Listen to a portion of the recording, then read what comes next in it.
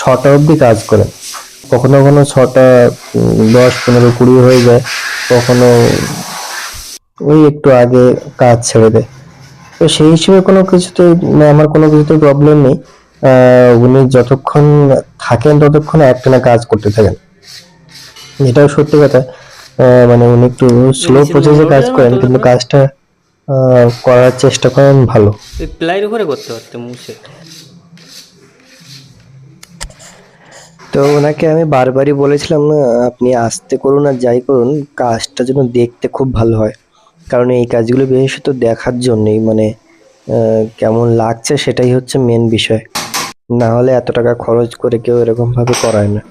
তা উনি বললেন যে ঠিক আছে, আমি কাজ কমপ্লিট করি, তারপর দেখবে কেমন কি হয় কি না হয়। আমি বললাম ঠিক আছে, তোমার উপরে ছেড়ে দিলাম। তারপর দেখুন এই ফিনিশিং কাজ।